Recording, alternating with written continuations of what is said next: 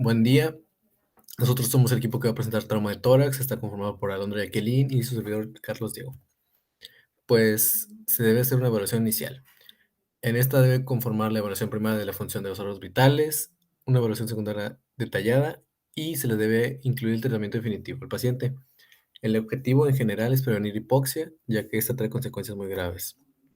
¿Qué consecuencias? Pues son hipoxia hipercapnia, acidosis, una contusión, un hematoma, un colapso alveolar, que a largo tiempo puede provocar una grave desenlace.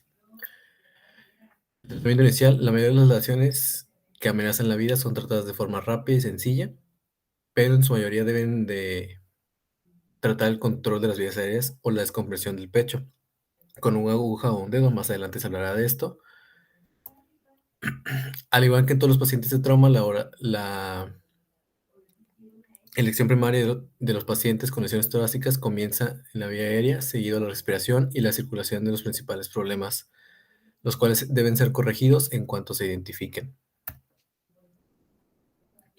¿Qué se busca en la evaluación primaria? La evidente falta de aire en la zona intercostal y supraclavicular. Se debe inspeccionar la orofaringe por una obstrucción de cuerpo extraño y se debe escuchar el aire en los campos de la nariz, boca y pulmones. Se debe buscar evidencia de obstrucción parcial de la vía aérea superior o un cambio notorio en la voz, además de sentir crepitación sobre la parte anterior del cuello. Comenzamos con las lesiones del árbol traqueobronquial. Esa es una lesión en la tráquea, en los bronquios principalmente. Es una condición poco común, pero potencialmente fatal. La mayoría de estas lesiones suelen ocurrir en la carina, dentro de una pulgada en la carina. Estas lesiones normalmente son fatales en el accidente. Sin embargo, si el paciente llega al hospital vivo, pues tiene una alta tasa de mortalidad. Típicamente los pacientes tienen hemoptisis, enfisema subcutáneo cervical, neumotórax, atención o cianosis y una continua pérdida de aire. Una broncoscopía confirmaría el diagnóstico si se sospecha de esta lesión. El tratamiento inmediato puede requerir una colocación de vía aérea definitiva, intubar a un paciente y se debe realizar una atención quirúrgica inmediata. Problemas respiratorios. Pues aquí para un diagnóstico se debe exponer el pecho y el cuello del paciente para permitir la evaluación. Se deben observar las venas del cuello y la respiración. Esto con el fin de determinar la presencia de sonidos iguales en ambos pulmones o identificar sonidos adicionales raros, los que pueden indicar derrame o contusión. Se palpa para determinar si hay crepitación o defectos. El neumotórax de tensión y el neumotórax abierto son las principales lesiones que afectan la respiración. Vamos a empezar a hablar de el neumotórax a tensión. El neumotórax a tensión se desarrolla con una fuga de aire que produce el pulmón a través de la pared torácica. El aire forzado en el espacio pleural sin medio de escape terminará en un colapso del pulmón. Aquí, como podemos ver en la imagen, el aire se está escapando del pulmón hacia el espacio pulmonar y ese mismo aire está comprimiendo el pulmón porque no puede salir y entonces el pulmón pues ahí se hace chiquito y aumenta la presión. Además de que va a aumentar la presión del pulmón opuesto, puesto que este va a estar trabajando más, además de que se va a ver presionado por el aire. La causa más común es la presión positiva mecánica en pacientes con lesión de la pleura visceral. Ocasionalmente los efectos traumáticos en la pared del pecho causarán un neumotórax a tensión. Raras ocasiones se produce cuando hay una fractura en la columna torácica y este se caracteriza por algunos de los signos que son dolor de pecho, falta de aire, taquipnea, dificultad respiratoria, taquicardia, hipotensión, desviación traqueal. Lejos del lado de la lesión se puede ver un hemitórax elevado y movimiento respiratorio, además de cianosis. ¿Cuál es el tratamiento? Debe ser atendido rápido, ya que va a haber una alta posibilidad de complicaciones. Como se trata con una descompresión que puede ser con una aguja en el espacio pleural, sin embargo, a veces no es factible o no se puede porque no hay aguja, no hay, la aguja está mal calibrada o sea, no se puede. Entonces se puede hacer una descompresión con un dedo, que es una alternativa, es un enfoque alternativo. Neumotórax abierto. Los grandes lesiones en la pared torácica que permanecen abiertas pueden dar neumotórax abierto. Estos normalmente son los pacientes que son acuchillados y le sacan el cuchillo y se empieza a salir el aire. Eh, bueno, dado que el aire tiende a seguir el camino de menor resistencia, cuando la abertura en la parte del pecho es aproximadamente 2/3 del diámetro, el aire se irá por defecto de la pared del pecho. Es decir, si yo respiro e inspiro, adentro de mi cuerpo hay menor presión que afuera, en el ambiente. Entonces el aire se va a meter a mi pecho y esto va a provocar que pues haya una presión. Y aquí se puede ver en la imagen. El aire se está metiendo, el pulmón pues no puede resistir y se hace chiquito, se comprime por la presión que provoca el aire. Signos y síntomas son dolor torácico para respirar, taquipnea, disminución de los ruidos respiratorios en el afectado y el movimiento ruidoso del aire a través de la pared torácica. Para el manejo inicial de un neumotórax abierto se debe cerrar rápidamente el defecto con un apósito estéril. Este se llama parche de 3 lados. Este parche se coloca, entonces la idea del parche es cuando yo inspiro, el aire no va a poder entrar porque el parche se cierra la herida. Cuando yo inspiro, no va a entrar, pero cuando yo exhalo, el aire va a salir. O sea, este parche va a permitir la salida, pero no la entrada de más aire, haciendo un tratamiento temporal. Cualquier vendaje inclusivo también puede utilizarse como medida temporal para permitir una revisión rápida y continuar. Vamos con el hemotórax masivo. Es una rápida acumulación de más de 1500 mililitros de sangre o un tercio del volumen sanguíneo en la cavidad torácica del paciente, la cual va a interrumpir su respiración y eso es el resultado de un trauma contundente. Es raro que los efectos mecánicos de sangre torácica masiva del mediastino provoquen una extensión de las venas del cuello. Y se asocia con la ausencia de ruidos respiratorios cuando existe en un lado del pecho. Se trata, o sea, solamente se va a escuchar disminuidos, pero no va a haber ausencia. Se trata con restauración del volumen sanguíneo, la descompresión de la cavidad torácica y el drenado de esta misma, además de darle una transfusión de sangre, ya que pues va a tener una pérdida de sangre. Mm, Si es posible, se puede colocar un tubo en el pecho para recoger la sangre y hacerle una autotransfusión. ¿Cómo se diferenciaría un neumotórax masivo de un neumotórax de tensión? Porque se parecen mucho. Bueno, pues en un neumotórax a tensión, los ruidos respiratorios van a estar disminuidos o ausentes. A la percusión se va a ver hiperresonante. En su posición traqueal va a estar desviado a lo lejos. En las venas del cuello van a estar distendidas y el movimiento del pecho va a ser ampliado e inmóvil. Mientras que en el hemotórax masivo va a haber una disminución de los ruidos respiratorios, la percusión va a estar abruida, la posición traqueal se encontrará en la línea media, las venas del cuello estarán colapsadas y el movimiento del pecho sí se va a mover. Los pacientes que tienen una producción inicial de menos de 1500 mililitros de líquido, pero sin sangrando, requerirán una toracotomía.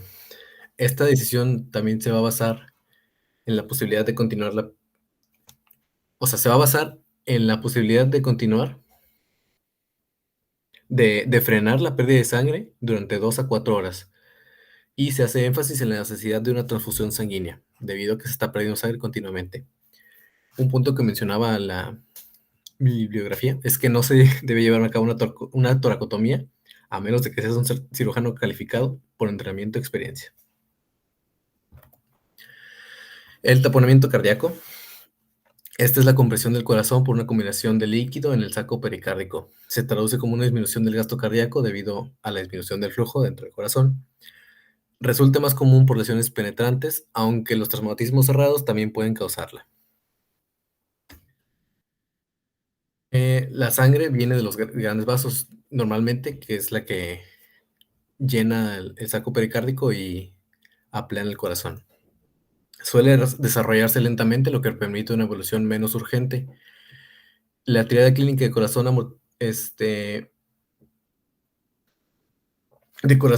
es hipotensión, distensión de las venas y ruidos cardíacos disminuidos.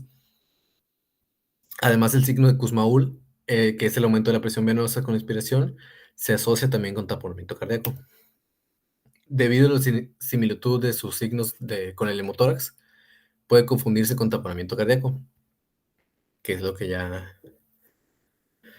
digo, sí. La percusión indica neumotórax, mientras que la presencia de sonidos respiratorios bilaterales indica taponamiento. Y este es un diagrama de los traumatismos circulatorios, penetrantes o no penetrantes, con, con no pulso. Es importante porque o termina en el tratamiento usual o termina en muerte, entonces hay que darle énfasis. La evaluación secundaria de los pacientes con trauma torácico va a implicar además que se lleve a cabo un examen físico a profundidad, un electrocardiograma y un monitoreo continuo de la oximetría del pulso, así como de los gases en la sangre arterial y las mediciones de la columna vertebral y el cuello. Una radiografía de tórax debe de ser revisada por un ensanchamiento del mediastino, un desplazamiento de la línea media y de la pérdida de detalle anatómico. Las lesiones potencialmente mortales van a requerir un diagnóstico con un alto índice de sospecha y se debe de llevar a cabo el uso apropiado de los estudios complementarios. Las 8 lesiones potencialmente letales de las que vamos a hablar en esta presentación son el neumotórax simple, el hemotórax, el tórax inestable, la contusión pulmonar, la lesión cardíaca, la interrupción aórtica traumática, la lesión diafragmática traumática y la rotura esofágica. Bueno, el neumotórax simple se define como una presencia de aire en el espacio entre la pleura visceral y la parietal. Esta produce un defecto de ventilación-perfusión que se produce porque la sangre que perfunde la zona ventilada no se está ventilando y pues obviamente no se está oxigenando. Tanto el trauma penetrante y el no penetrante puede causar esta lesión y la laceración del pulmón con la fuga de aire es la causa más común del neumotórax de traumatismo cerrado. Se debe realizar un examen completo de pecho, ya que cuando un neumotórax está presente, los sonidos respiratorios a menudo se disminuyen en el lado afectado y la percusión puede mostrar hiperresonancia. Cualquier neumotórax se trata mejor con un tubo torácico colocado en el quinto espacio intercostal, justo antes a la línea media axilar. Después de esto y de la colocación a un aparato de sellado bajo el agua con o sin succión, un examen de radiografía de tórax se debe realizar para confirmar la colocación de este y la expansión del pulmón apropiado. Un paciente con un neumotórax también se debe someter a la descompresión del pecho antes de su transporte en una ambulancia de aire debido al riesgo potencial de expansión del neumotórax en la altura. Un neumotórax.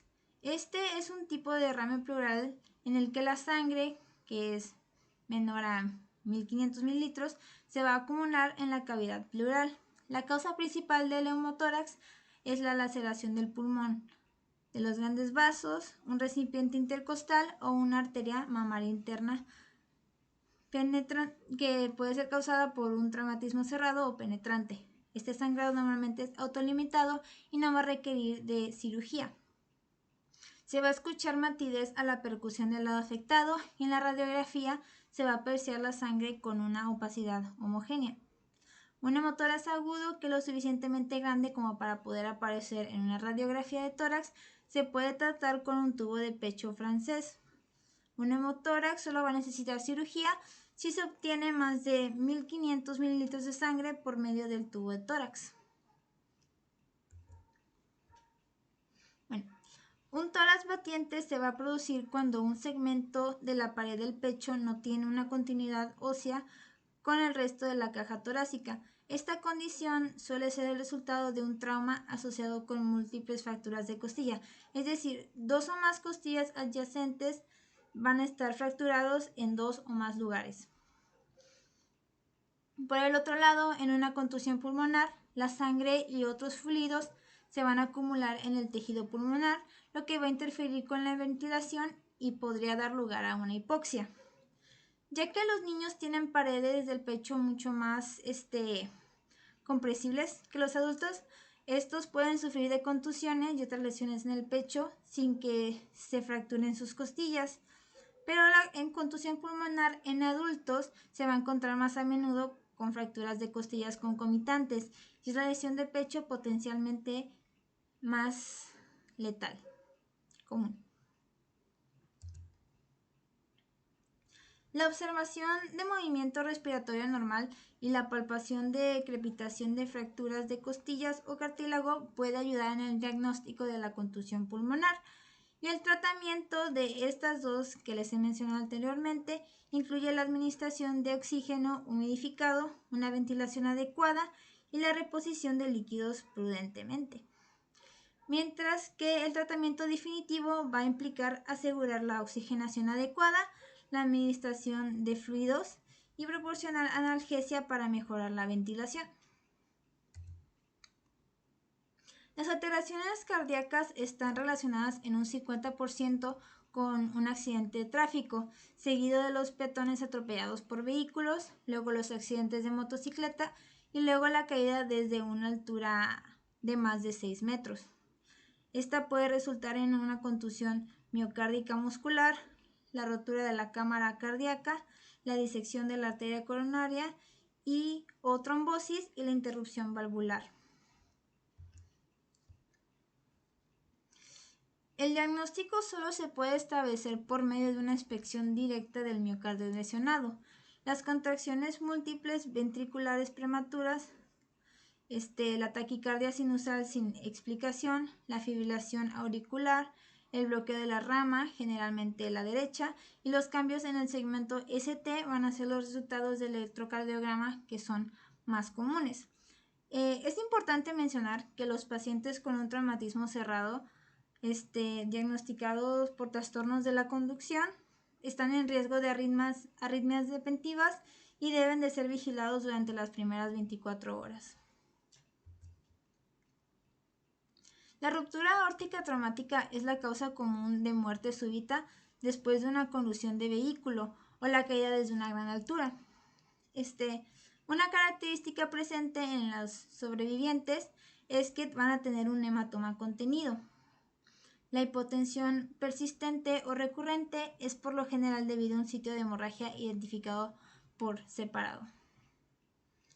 La lesión traumática diafragmática se diagnostica más comúnmente en el lado izquierdo. El trauma cerrado produce desgarros que conducen a hernias, mientras que el trauma penetrante va a producir pequeñas perforaciones asintomáticas.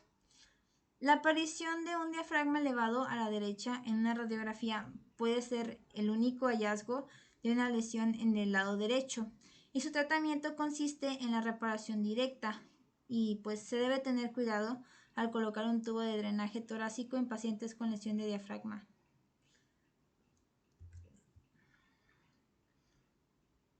El trauma esofágico es de los resultados más comúnmente asociados a lesiones penetrantes. Se presenta un desgarro lineal en el esófago inferior, permitiendo la fuga en el mediastino. La mediastinitis que resulta de esto y la ruptura inmediata o retardada en el espacio pleural va a causar empiema. Su entorno clínico es más que nada un paciente con un hemotórax o un neumotórax izquierdo sin una fractura de costilla que ha recibido un fuerte golpe en la pared inferior del esternón o el epigastrio y en el dolor o descarga fuera de proporción con la lesión aparente. Este se confirma por medio de estudios de contraste y la esofagoscopía y su tratamiento consiste en un gran drenaje del espacio pleural y el mediastino con la reparación directa de la lesión. Otras lesiones del pecho incluyen el enfisema subcutáneo, que puede ser resultado de una lesión de las vías respiratorias, lesiones pulmonares o en raras ocasiones la lesión por estallido y requiere ventilación con presión positiva como su tratamiento, así como la lesión por aplastamiento de pecho que está asociado con petequias del torso, cara, brazo secundarias a compresión de la vena cava superior y también la inflamación masiva y el edema cerebral. Bueno, en esta diapositiva se pueden apreciar el edema facial que se presenta en un enfisema subcutáneo, así como las petequias en la parte superior del tórax de la lesión por aplastamiento.